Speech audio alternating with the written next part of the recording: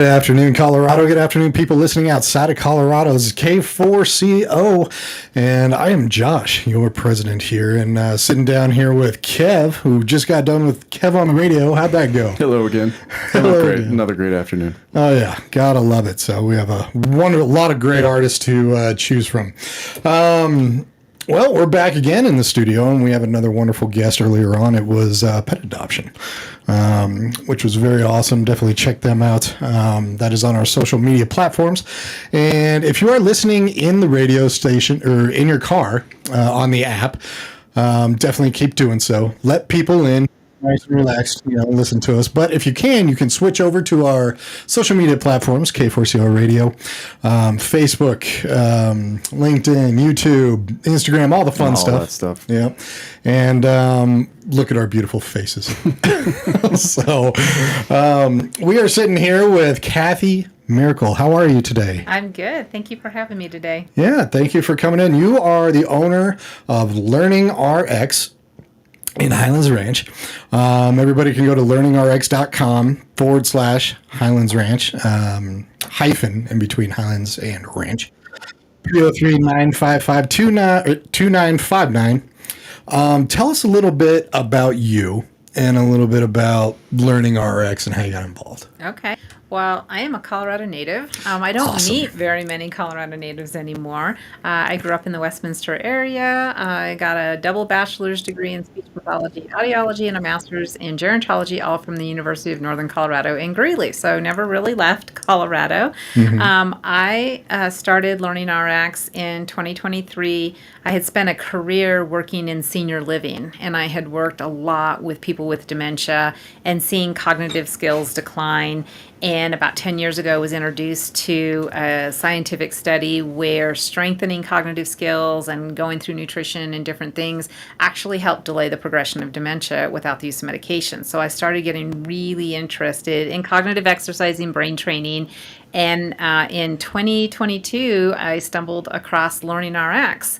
And LearningRX is the number one one-on-one brain training company in the world. Their world headquarters are in Colorado Springs, and they are in 43 countries.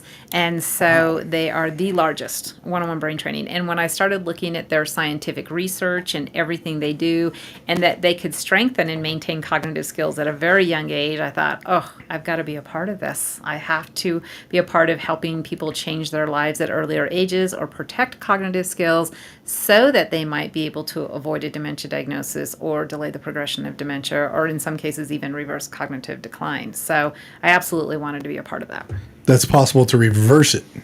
In early stages. In early stages. In very early stages. Wow. If you follow a lifestyle program, there's a lot that goes into a lifestyle program, and brain training is one component of that. But I have seen people where they get a certain score on a cognitive assessment through their neurologist's office, and then when going back after implementing all 6 components of a program, they start getting better on those cognitive assessments, which is not typical that you see. Doctors don't typically see that. They just typically see someone continuing to decline.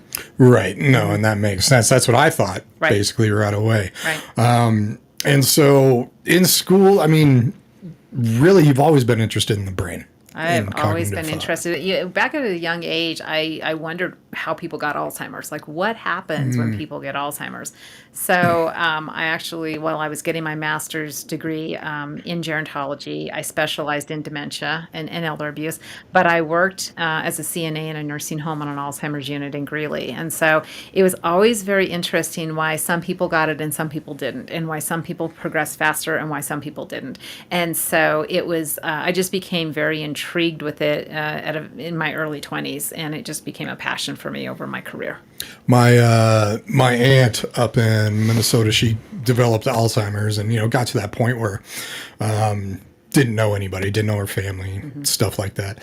I remember seeing a documentary called Alive Inside, where you've seen that. Oh, absolutely. In fact, a company that I worked with, our owners brought the owner of the gentleman who did that documentary into the company. And so we were certified in the Alive Inside program. Wow. Very cool. He's an amazing individual, and it's a great documentary. It is. It is. Definitely check it out there. And what it talks about actually is music, which is great. So even people who don't know their family, don't know, anything, they can still remember lyrics. They can still remember songs. They can, music is just so powerful. It's amazing. I mean, we used to see people, we had a lady who was non-communicative, but we start singing Amazing Grace, and she could sing every word of that song very loudly. The other thing music was very helpful with is people who had difficulty walking, you put on music to a certain beat, and they'll walk to the beat of the music. You turn it off, and they struggle with walking again. And so we would use that as we were walking with individuals from their room down to a dining hall or to activity room, because it made it safer for them to walk as they walked to the beat of the music. Wow. That's amazing. Yeah, it really is. I mean, even animals react to music. Oh, yeah. I mean, it just goes a long way. Now, this is such a great program. When I first looked at it, I thought it was just tutoring for kids, for young kids with ADHD. You do deal with a lot of that as well. We do. I mean, back when we were growing up, I certainly had something. Learning disability of some sort or ADHD, but of course that wasn't a thing back then. Right. My parents just called it me not applying myself. Basically. So this is an incredible program. As a child, how does it? What are the huge differences other than the obvious ones as far as training a child or an adult? So children learn differently than we learn as adults. Children learn through experience, and they learn through repetitive, actions. The brain doesn't really fully develop until we're about 25 years old. Unfortunately, it starts breaking down when we're about 39 years old. So there's about 15 years of peak on us with it. And there's a lot of reasons why we start having challenges as we get older, which is another topic. But with children, we approach things a little bit differently. We may do things slower with them than we do with adults, unless it's an adult who's had a stroke or a traumatic brain injury. So it really all starts with what are their cognitive skills is really what we look at. I've actually, my brother, who's 70 years old, he actually has stronger cognitive skills than my sister or I. And, we're a lot younger than him, and my younger sister won't do a test now because she doesn't want to know. So age really doesn't affect cognitive skills to some degree. Like a gentleman who's 72 years old, his skills were stronger than the 17-year-old who came into our building. So from a cognitive standpoint, cognitive skills get affected by concussions, by genetics, by a lot of things. So from a child to an adult, we just know that children learn through experience, and the more that they can touch and see and feel helps them. With adults, they learn more through logical processing and experience and explanations. So the programs, whether we're training a child or training an adult, we approach it from what they're going to best understand in the beginning, and then we dive in and just focus on targeting the weaker skills to strengthen those. And you do brain injuries too. So, what are like some of the challenges between working with brain injuries as opposed to, say, dementia? It all comes down to what part of the brain is damaged. So what we know is people who experience dementia, typically what's affected initially is their auditory processing, it is their auditory memory, and it is their short-term memory. Those are the things that are initially is a challenge. It's also why I hear doctors all the time say, get your hearing checked, is because when somebody's auditory processing, auditory memory, and short-term memory are low, they are at higher risk for developing dementia. Hearing aids actually just amplify the sound. It doesn't strengthen the cognitive skill. So yes, it's important to get your hearing checked. However, you also want to get those cognitive skills checked. When it comes to somebody who's had a traumatic brain injury, typically what we see is that their processing speed has been affected, their logic and reasoning has been affected, their attention skills have been affected.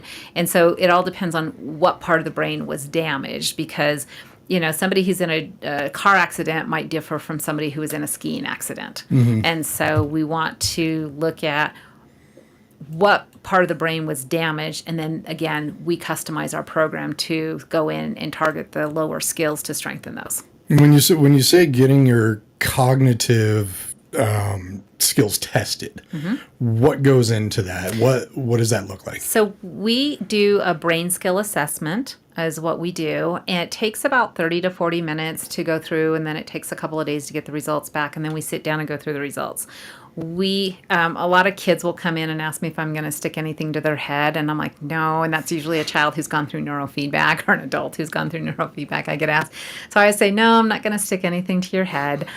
We do different exercises, and there's about 6 different things that we do exercise-wise, asking them questions, looking at pictures, having them do some things speed-wise. And then takes a couple of days, and then we sit down, and it takes about 45 minutes to go through the results. So we educate people on the difference. What is the difference between a knowledge bank and your cognitive skills? So your knowledge bank is really what we put information into when we're learning in school or learning a new job. It's what we pull from when we're trying to write a report or take a test or a quiz. The challenge becomes is that if one or more of your cognitive skills are weak or not working, you're never going to get knowledge into the knowledge bank to begin with. And so thus there is nothing to pull from. And that's why individuals struggle, whether it's a child struggling in school or an adult who's struggling in work or somebody who's struggling after a head injury or a stroke. And when you say that bank, that's like long-term memory, right? Yeah, your knowledge bank is your long-term. It's like your Right. filing cabinet. If you look at like a filing cabinet, you're filing information away and you're pulling from it. That might be short-term memory. That might be auditory memory or visual memory, but most of the time it's long-term memory. Gotcha. And so anybody can really contact you for just a test. I mean, even if they're a little bit older in life, or they want to make sure, they're getting slow. I slow down right now. So, but they just want to make sure that everything is working well. Correct. Right. But then also, I mean, how important is cognitive exercises throughout life to They're very important, actually. When I talk about a lifestyle program that protects and maintains cognitive health, there's 6 components of that. So nutrition is one of them, hydration, sleep, socialization, getting oxygenated blood to the brain, and of course, cognitive exercising or brain training. Those are the 6 things. If you combine them and do them consistently, you can maintain cognitive strength. And in some circumstances, like I said, you can reverse cognitive decline if you're in early stages of cognitive decline. And so when we look at, does everybody eat the way they should? No, they Of course don't. Our society is filled with fast food and sugary items. And so sugar is one of the worst things we can do for our brain.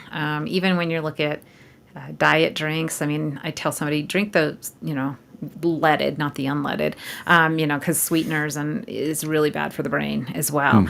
But we don't drink as much water as we should. And when we drink caffeine dehydrates the body. So you should balance that out so people don't get enough hydration. And sleep is another important factor where it's not the quantity of sleep, it's the quality of sleep. When the brain goes into deep REM quality sleep, it actually goes through like a car wash and it flushes all the buildup and toxins from that day. When you don't get the sleep, you don't get that car wash. The brain doesn't go through the car wash, so it keeps building on each other and it can become problematic. And sleep deprivation actually causes the brain to shrink. And so then it makes it more difficult for the brain to function the way it should. So there's a lot of things we don't do that we should do, on a regular basis.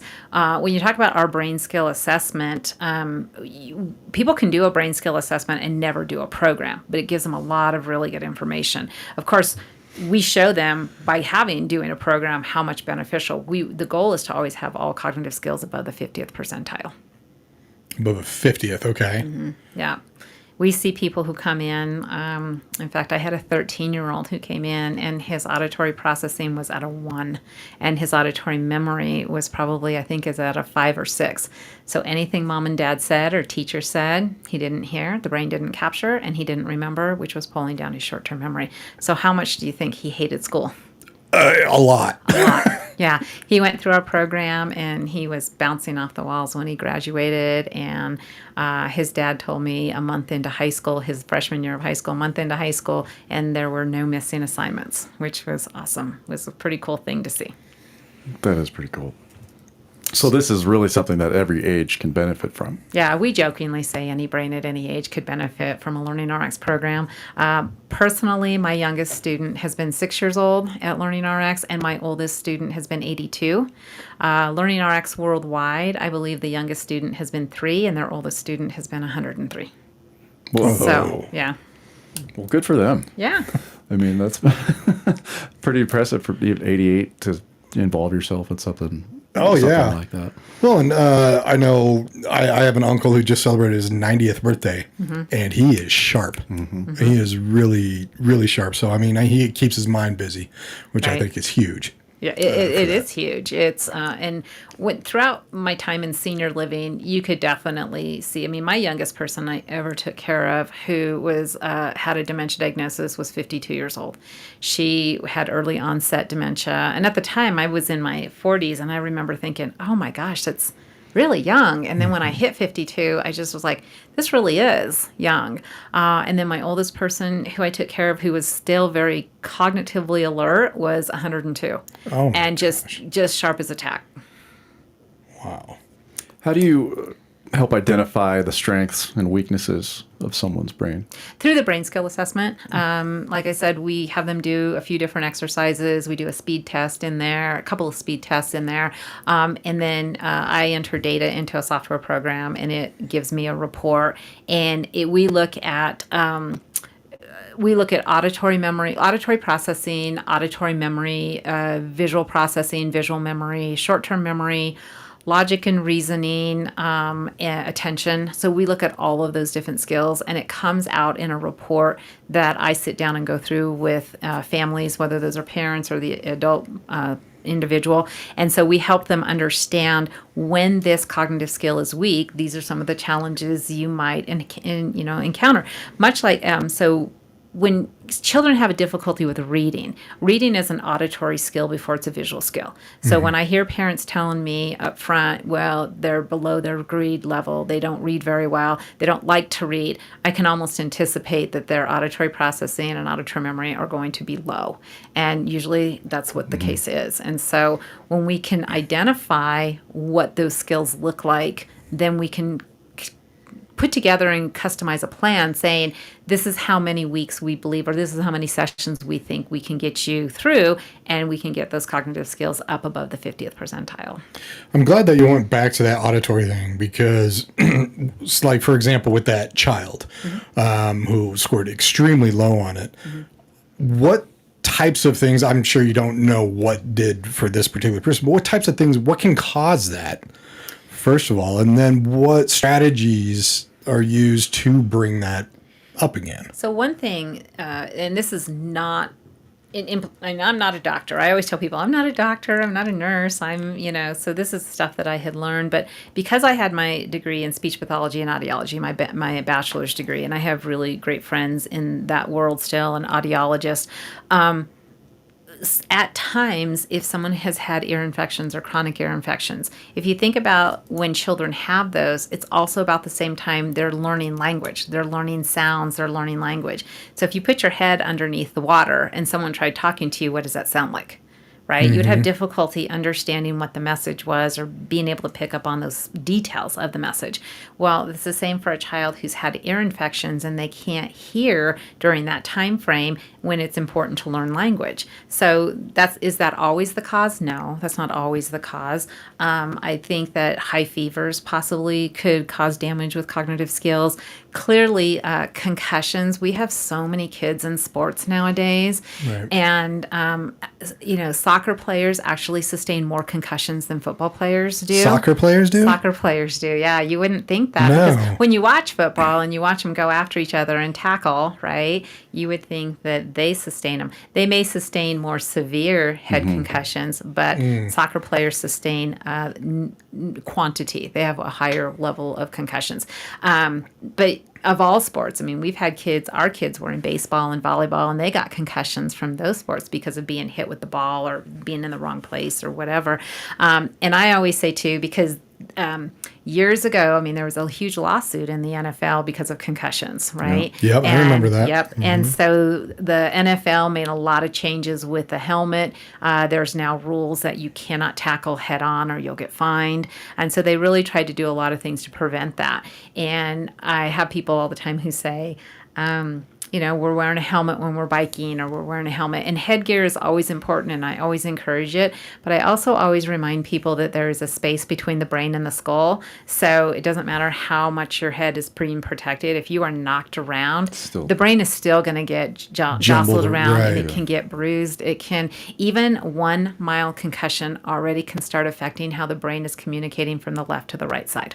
1 mile? One mild Okay, concussion. No. 1 mild One mild concussion. concussion, So right. when you have people who have multiple concussions and they start building on each other, then it's going to be more difficult for the brain to process information.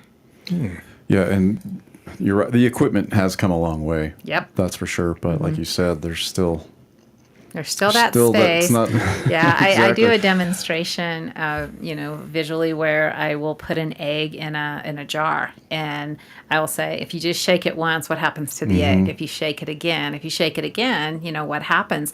And are you going to be able to put that egg back together? No, you're not. So when an area of the brain dies, it dies. I mean, what happens though through neuroplasticity is the brain's ability to create new neural pathways, and that will happen up until you take your final breath. Neuroplasticity doesn't stop happening. So it's why someone who's had a stroke and can't walk or talk, they learn to do it again, is because of the brain is creating those new neural pathways in the brain.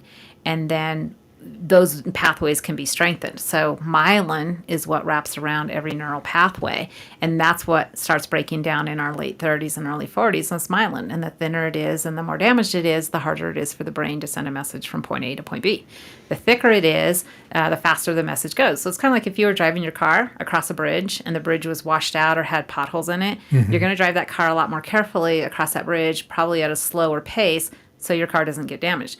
Or you come up on a new bridge, a brand new bridge, you're going to be able to drive that car a lot faster across it. Oh, yeah. You're going to do the Autobahn on You're that. going to do the Autobahn, yeah. So it's the same thing in the brain. When the myelin sheath starts breaking down and becomes thinner or damaged, the brain is going to send the message slower in the brain versus if it's got a lot of myelin wrapped around it. Myelin also doesn't stop growing until you take your final breath, and what helps myelin grow is intense repetitive exercises, and that's what we do at LearningRX is intense repetitive exercises. If you're just tuning in on the radio, we're interviewing Kathi Miracle. She's the owner of LearningRX in Highlands Ranch, basically serving Denver Metro all the way down to Castle Rock. And phone number is 303-955-2959. With LearningRX, especially when it comes to kids, how much of school, say, kids who are not doing well in school, how much of it is just solved through simple cognitive training, would you say? Well, every child is different, and every brain is different too. So we start with the brain skill assessment, and it may be someone who needs a 12-week program. It may be somebody who needs a 12-month program. It all depends on where we start with. We have seen throughout LearningRX that kids go from D's and F's to A's and B's.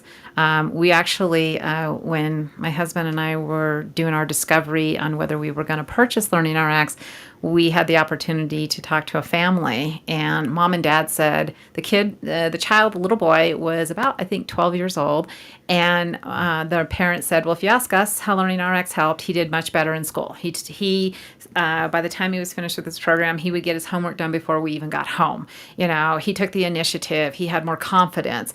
If you want to ask him how LearningRX helped him, he'll tell you he became a better hockey player because he could process the puck on the ice a lot faster and defend the goal. And his hockey team went on to win a championship game that year. And so even sports players are able to process things on the field a lot faster because we're strengthening those cognitive skills. So we see a lot of benefits in the program. We see people. I think the biggest thing I see personally is confidence. We see students of all ages walking in, and they're frustrated, they're overwhelmed. They feel beat up, especially if it's a child who has had teachers saying you've got missing assignments. You have mom and dad saying you've got missing assignments. They feel like they're trying their best, but they're not. And so they just walk in very deflated and defeated. And we can see it in their body language. We can see it in their facial expressions, their tone of voice. And by the time they finish a program, they're just bouncing off the walls. They become an entirely different person because they feel like they're going to go out and conquer the world now because we've helped them achieve so much. And they graduate through the different exercises we do. They see themselves getting better because they see the challenge becoming harder and harder and harder. And so then they see them passing their levels. And we have a graph that they get to see. So they see this graph getting filled in, and then we hear it from home, like, we only had to tell them once to take out the trash, not 3 times. Or, the child who does get all his homework done before mom and dad gets home. And that's a huge deal. Even we worked with a 9-year-old autistic child, and mom told us at one point, almost through the program, where they went from 3 hours of homework at night to 1 hour of homework at night, and getting ready and up and out the door in the morning. There were no longer meltdowns to get out the door. I mean, that's a huge difference in a family's life when, 3 hours of homework to 1 hour of homework and no meltdowns getting out the door. I mean, that's a huge difference. So it doesn't just affect the child's life, it affects the entire family's life.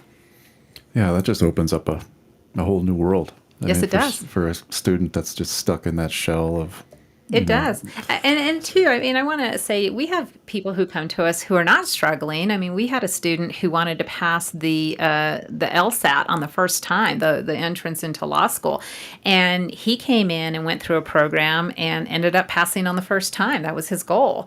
We had an adult student who wanted to pass his, he was becoming an electrician. He wanted to pass that test on the first time because other tests like he was doing, it took him 2 or 3 tries. So he went through the program and was so excited when he sent me a text message that he passed on the first time. We have straight A students who just want to get a better score on an ACT or SAT so they can get into a better college or get a better scholarship. So while we do work with a lot of people who struggle and who've had challenges in the brain, it also helps people just become a better them and try to achieve some higher goals that they want. Just kind of like going to a physical trainer when you just want to focus on a few things. Same thing here. Correct. Correct. What do you think are some of the biggest challenges, not only of what you do, but what people going through this have to face? So I think one of the biggest challenges I face currently is nobody knows what brain training is. They, I don't. Didn't. Exactly. Yeah. And we do get confused as being a tutor too. And, right. and tutoring companies and us are not competition. A lot of times students need us first, and then once we get them caught up, a tutor will get them caught up in school then and get them all through everything. So we really complement each other from a service standpoint. Just like neurofeedback, we complement each other in a feedback. So my biggest challenge typically is people just don't understand what brain training is. When families come in or when individuals come in to get assessed, go through the brain skills assessment, we actually run them through a few brain training exercises so they understand what it is we do. Even when I sit down with parents and we're going through their child's results, I'll run parents through some brain training exercises just so they understand what we do. Do you let them know? Oh, yeah, I do. I do let him know. Well, the father who came in today, I had run the child through some training last week during the assessment, and mom got to see it, and so she wanted dad to come in and be part of the results. And so I told him, I said, well, you get to be the student. And he laughed. He goes, oh, no one told me that. And I go, that was not in the brochure for you, was it? But when we do that, they understand we're not going to sit and help with spelling. We're not going to sit and help with math. We really are focused on strengthening those weaker cognitive skills so that learning becomes easier, thinking becomes faster, and memory becomes better. The challenges that students have will vary. I always will tell parents or any student that when they first start, you're going to be a little more tired. It's kind of like if you went into the gym and you hadn't been in the gym in 5 years and you went and did an hour workout, how are you going to feel the next morning? I'd be done in 20 sore, minutes. tired, right? Right. So when we first start with brain training, it doesn't hurt, but people tend to be a little more exhausted. So I'm like, get a little bit more sleep, hydrate, eat a little bit more protein. That's going to help you. But within a week to 2 weeks, they're bounced back and they're ready to go, and it's they don't have the same exhaustion. For somebody who has had a traumatic brain injury, that is a whole different story because. They have been, we don't typically work with someone right after a brain injury. I mean, the brain is still swollen. We want it to come back to a normal size. They're going through all other kinds of therapy that their doctors want them to do. Once they've been medically released, that's really when we can step in and then help put the icing on the cake or the cherry on the top for them. Usually when they have been medically discharged, they're still not functioning to where they want to be. I mean, we have a lady who's going through our program right now who was in a massive car accident September 1st of 23. She was turning left into a parking lot. Somebody ran a red light and T-boned her, and it knocked her out. I mean, her Apple Watch called 911 along with a lot of witnesses. But she was medically released December 4th of last year. And she still was struggling in her daily life. She was still having a hard time memorizing anything. She was still having a hard time, even when she talked, you could hear the cadence of her voice was just different. And she's getting ready to graduate a program with us. And we have a video of her when she first started our program. And we have a video of her just a couple of weeks ago. And when you compare the two, they're just completely different. So where children, we may have to, when they're starting a program, their challenges might be they're nervous, they're scared, they're beat up, and so they're hesitant to believe that they can achieve anything. And so if let's say they're starting at a certain level, we start below the level that they are at, because then those exercises are easy for them, and they Kind can of to build the confidence. Kind of to build that Right. confidence. Just simply like saying, "Tell me your ABCs," well, then they can whip through those really quickly. Or we have this color arrow board, and we're like, "Just tell me the colors of the arrows," and they can whip through that really quickly. And then we pass them on a level, and all of a sudden they're like, "I can do this," Well, then when it starts getting harder, they've already bought in. They're already deep into this, that I can do this, and we keep getting it harder. If, let's say we really want them to graduate at a level 8, we push them to a 9 or 10 so that they're above their grade level. If they're functioning at a 7-year-old and they're 8 years old, we want them functioning at a 9 or 10-year-old so that they go back into school and things seem a little bit easier for them. So with everybody, it's just slightly different on what their challenge is going to be. If we're working with somebody with early stages of dementia, we have to approach their exercises slightly different. The directions we give them is slightly different than we give somebody who's had multiple concussions. So it just all depends on the individual and what their cognitive skills look like as to the challenges they're going to face. Right. The company is LearningRX. Just think learning prescription. And if you're listening audio, if you're in the car, I find it funny how, Kevin, you said at the beginning, I just thought it was kind of a touring thing. I think when you say that not a lot of people know exactly what we do, that's exactly it. Is that it's a lot more than just educational therapy. Right. Or, stuff like that. It's actually building confidence. As you said, it helps out in sports. It helps out in other areas of life. Yep. You do a lot when it comes to the brain injuries, and you mentioned that before. Just out of curiosity, so someone does get a brain injury, say from a car accident, just like how they'd have to go through physical therapy, is this something that insurance could cover when it comes to cognitive therapy? So it's really interesting. So interestingly enough, there are insurance codes for cognitive therapy. There are. Okay. They exist. I have them. Ironically, insurances believe that this is still an emerging market and that there's not enough data out there to substantiate. Yes. And why I find that so funny is because LearningRX has been around. I mean, they've been franchising their system for over 20 years. They've had their research department for over 10 years. They would be the epitome to hand over whatever information an insurance company would want, because everything we do is scientifically backed. We have over 40 peer-reviewed scientific studies that have been published for LearningRX, from ADHD to dyslexia to autism to mild cognitive impairment to brain injuries. In fact, LearningRX at one point in time worked with soldiers out of Fort Carson to demonstrate that soldiers that were about to be discharged on disability went through a program, and I believe were either promoted through the military or were honorably discharged and went on to have successful careers in society. So why insurance doesn't pay for this outright, I don't know. There has been pockets of success where if someone had a diagnosis, possibly they would be reimbursed by an insurance company. We are LearningRX and Highlands Ranch. We have an NPI number now, and we are heavily pursuing how to become a vendor, possibly, so insurance companies recognize that this is an important factor. I mean, it can help give somebody their life back, truly, especially someone with a traumatic brain injury. We are also pursuing becoming an approved vendor for Medicaid. We've had one student go through our program where a Medicaid waiver paid for their entire program. And so Medicaid has a lot of different programs for children. They have a program for elderly, blind, disabled, and they have a program for brain injury in the state of Colorado. And so we are trying to heavily pursue how do we get approved as a vendor, because that just helps more people, right? Mm-hmm. I can even see like health insurance for fighting dementia, fighting Alzheimer's, trying to slow it down the process, where it could be very beneficial to the health insurance company. It really, I mean, it's all, I mean, Kaiser's a really good one, where Kaiser's all about being proactive and not reactive. Exactly. They're all about preventative care, right? And Kaiser's, they probably do it better than anybody out there, really, on preventative care. And so if insurance companies, I think, could focus on preventative care, how much money could they save versus reactive care? Probably a lot. Right. That's just insurance being insurance. It's insurance being insurance. That's exactly it. And they're, they're hard to fight, truly. Yeah. We've, like I said, across the country, LearningRX, different franchise owners have had some success with insurance helping or Medicaid helping.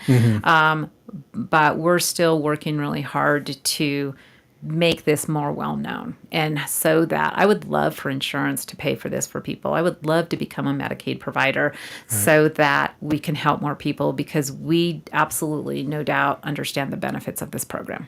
Right. Exactly. Go for it.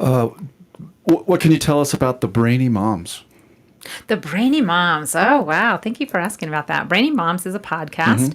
Our head researcher, Dr. Amy Moore, is the one who, she has different guests on at all times. I mean, a lot of different people are on that show. Dr. Jody Jedlicka is on there. Terry Miller, Sandy Zamalis. She's actually a franchise owner back east. And so it just helps.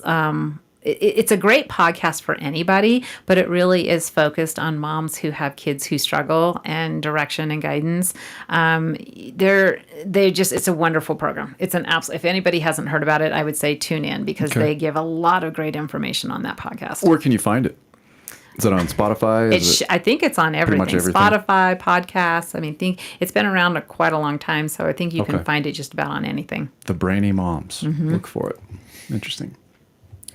I have a question when it comes to, so you mentioned earlier, Kevin, like the ADD era, the ADHD era. I was diagnosed both back in the day when they really didn't understand what's going on. You've stated you are not a doctor. In your opinion, though, I'm under the opinion that a lot of times people, and especially kids, can be easily misdiagnosed for like ADD, ADHD, taking medication when really they just need something like this, some cognitive training. Again, I'm not a doctor. However, I can think of a student who came to us. She was 13 years old, and she had a diagnosis of ADHD, and she had been on medications for it and had gone off medications, and she was struggling in school, super frustrated. And so mom and dad came in, and stepdad was involved too. And we did her initial assessment, and her attention score, her cognitive score, was actually rather high. It was actually in over the 80th percentile. Oh. And so, again, I'm like, I'm not a doctor, but when her attention cognitive skill is that high, I would lead me to believe that maybe this isn't the challenge. It still could be. Again, they're looking at it from a whole different perspective than I am. But her auditory processing was very low. Her auditory memory was very low, and her short-term memory, as well as her processing speed, was very low. So she tried hard to pay attention to something. But if mom or dad, and I typically will tell parents, if you tell the child, go clean up your room, take out the trash, and empty the dishwasher, the only thing they heard was go clean up your room. So it can come across that they're not paying attention. It can come across as being defiant or laziness, when in reality, the brain never heard the last part of that anyway. If you want to be successful, tell her to go clean her room. When she's done, come back. Okay, can you take out the trash? She's done. Now please empty the dishwasher. Give her instructions step by step. And we often find too, for people who are visual processing and visual memory are very high, well then put it in writing for her. My daughter, I wish we would have known about LearningRX when our youngest daughter was going through school, because we had a lot of the same challenges with her. And we paid for tutoring for 3 years for her. And maybe she got better on a test, or maybe she did better on a project, but she really struggled, and she hated school and had multiple missing assignments, multiple fights in our home. And when she was 19, when we opened LearningRX, and we did her assessment, and it's exactly what we found. Her auditory processing was low, her auditory memory, her short-term memory, but her visual processing and visual memory were off the charts. They were up in the 90th percentile. So anything she saw, she caught on the very first try and could run with it. And I thought, wow, her school years would have been completely different had I known it. And she never got diagnosed with ADHD, but she had a lot of those tendencies, and her attention, even her attention cognitive skill was a little lower than what it should have been.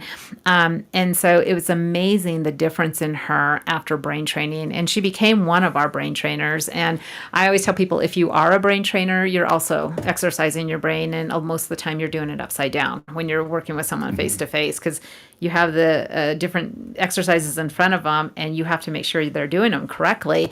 So you're doing it upside down as a trainer, so you have an additional challenge on top of it. So your brain's getting even bigger and bigger. It gets even bigger, that's right. What are some different things we can do just on our own to maintain our cognitive skills?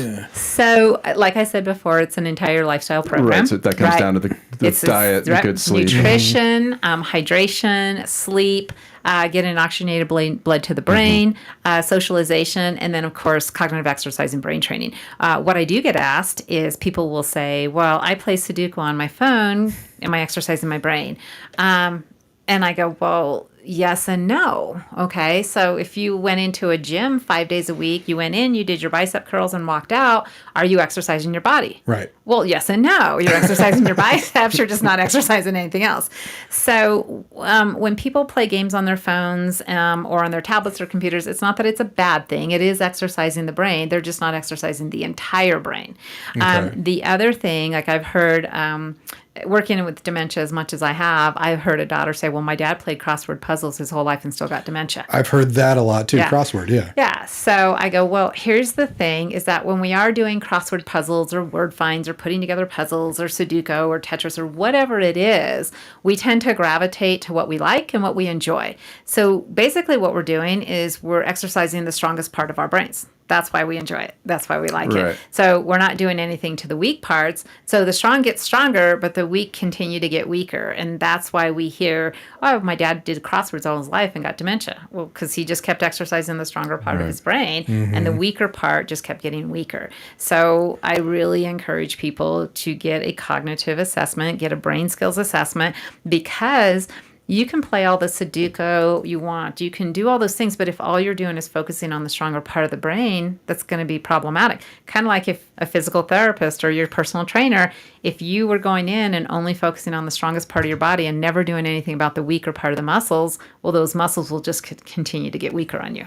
And you're going to have a problem. That's why after the test, you focus in on the weaker parts Correct. to build those up. Correct.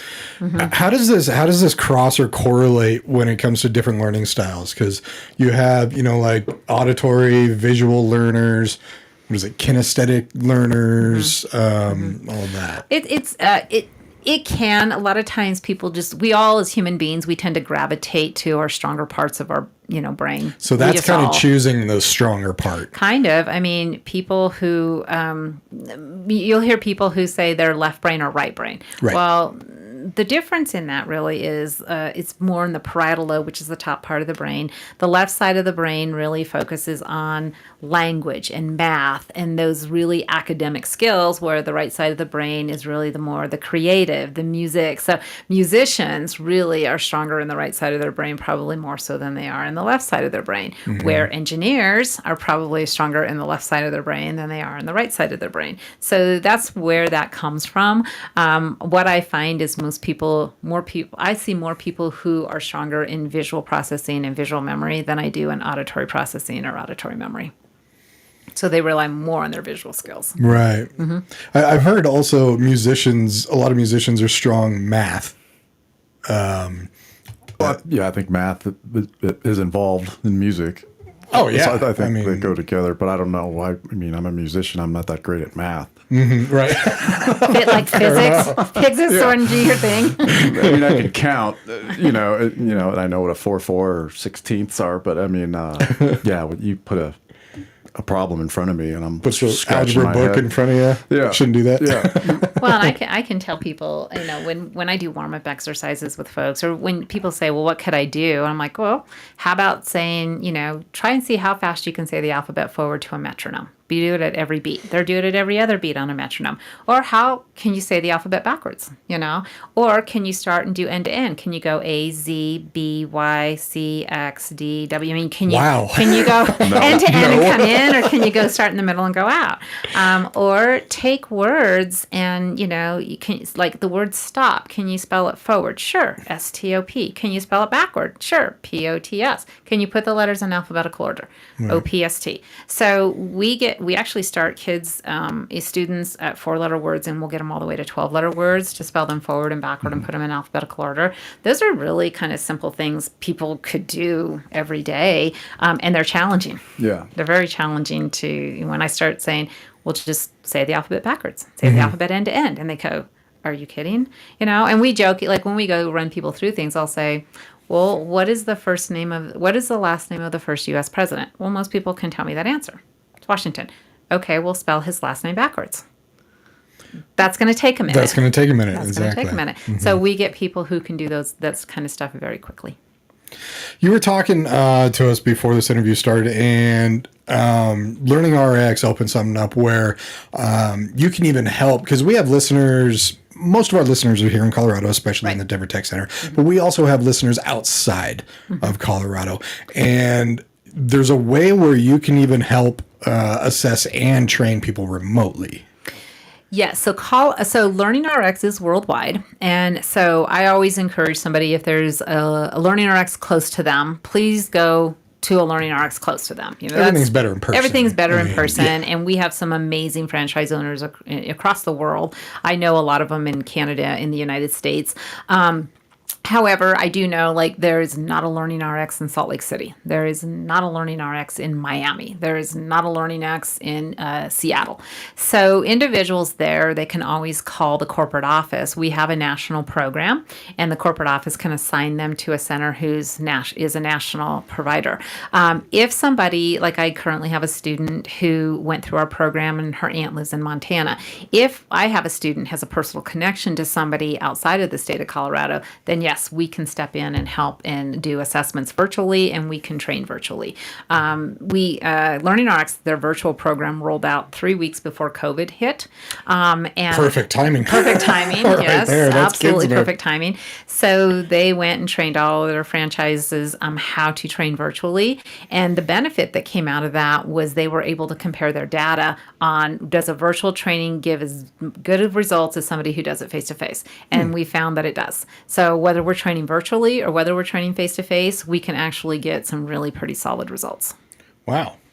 And also something you mentioned off there, to have that personal, the face-to-face is kind of fun, because every now and then you'll just give a high five for Yeah, some reason. it's great for kids, because when they're sitting across from the table and they get something, they're so excited. We're giving them a high five and we're getting up and dancing and celebrating with them, and they're so excited about it. It's harder to do virtually. Right, We can kind of do it, but it's probably not the same feeling. Not as the encouraging. same. It's not the same. The virtual training comes in handy, though. We've had students as far east as Watkins, and I've had students as far west as Evergreen. I have had students as far north as Thornton, and I've had students come from Castle Rock. So virtual, it's hard for a parent or even an adult to get to our center 3 times a week. That we really encourage 3 times a week for an hour when we're doing this. And so 3 times a week to try to get through Denver traffic can be, miserable. Or even somebody who may live in Highlands Ranch and it's a bad snow day, So I like the fact that we can offer, all virtual training, all in face, or a hybrid of the two. Yeah.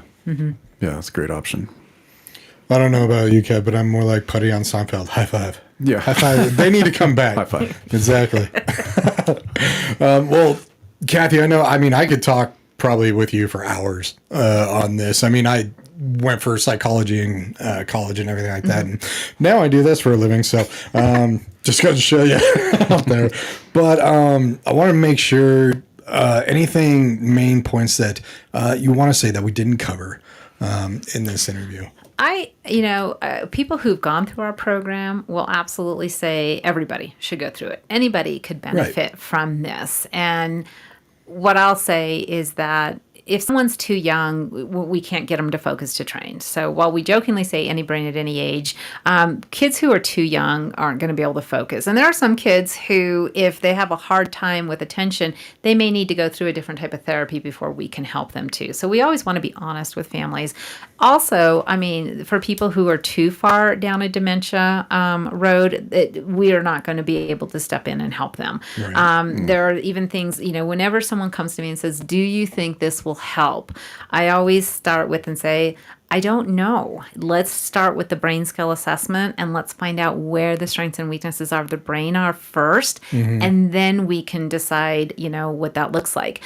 We have a student right now whose dad asked me that question. The father went through our program and he has a daughter who's in her early 30s, autistic, but functions at a 4.5-year-old. And when she came in, we're like, wow, we really don't know. And that's where I have the benefit of just talking to our corporate office and say, you guys see a lot more than I do. Is this something we could do? Is this something we can help with? So they gave me a lot of tips and guidance, and we put her through the program. She's almost done. And she went from functioning about a 4.5-year-old to, they tell me now she takes initiative to do things at home. She gets herself dressed appropriately in the morning. A couple of weeks ago, she got all of her laundry out of the dryer, folded it, and put it away appropriately. While that seems simple exercises for you or I, that's huge in her world and huge for mom and dad. Right. So if anyone's even saying, I don't know if this would benefit me, and they call me, I'll probably say the same thing. I don't know. In certain circumstances, it all starts with a brain skill assessment. So please come in, let's get a brain skill assessment done, and let's just find out what the strengths and weaknesses are. And from there, I can make a recommendation on what I think is best for you.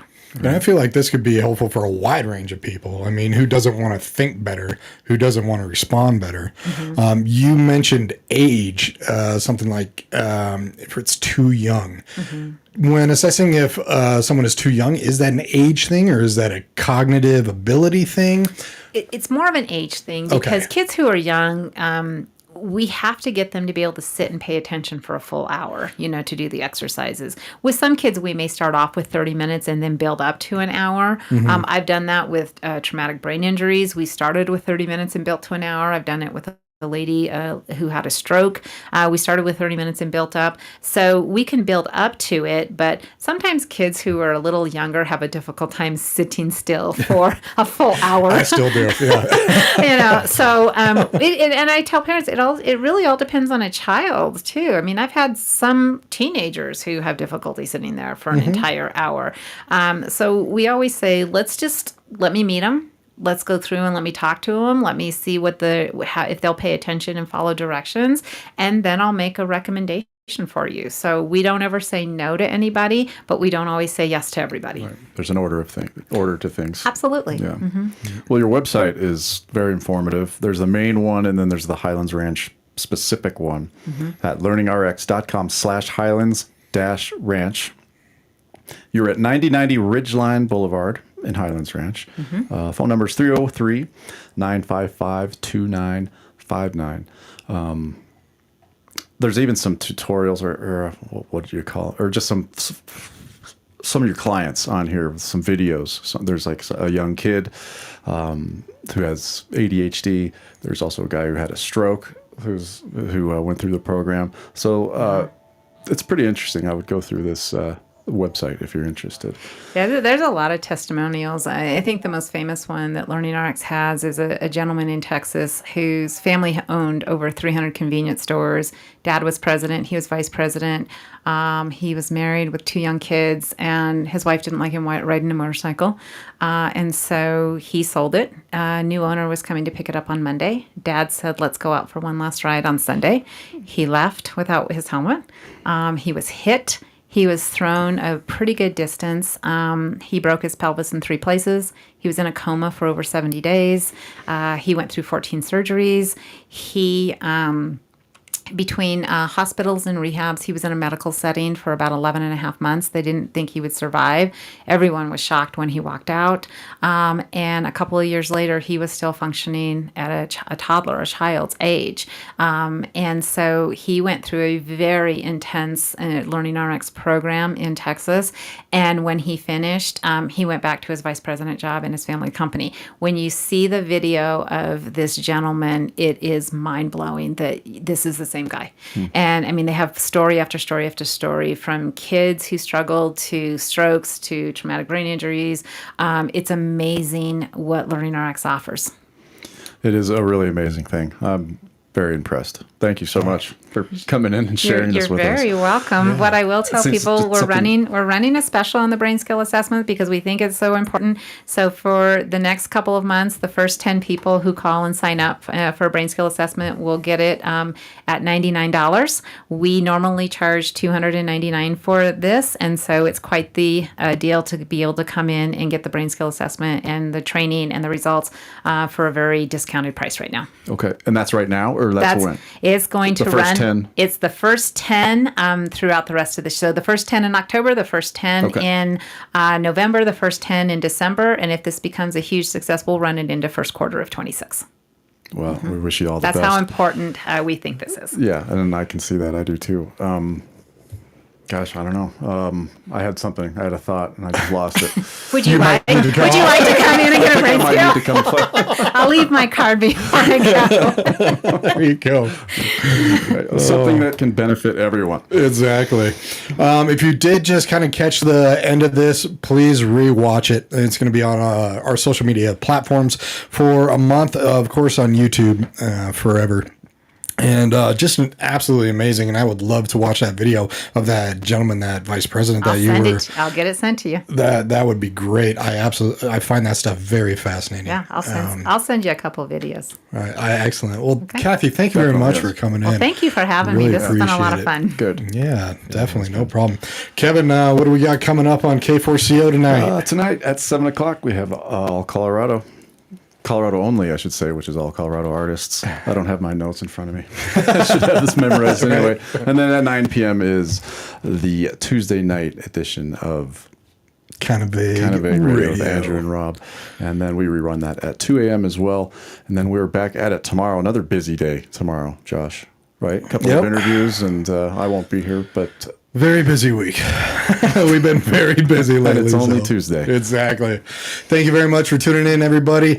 Check it out, LearningRX, and it's learningrx.com/Highlands-Ranch, specifically to reach Kathi Miracle, 303-955-2959. You guys take care and have an amazing Tuesday night. Take care.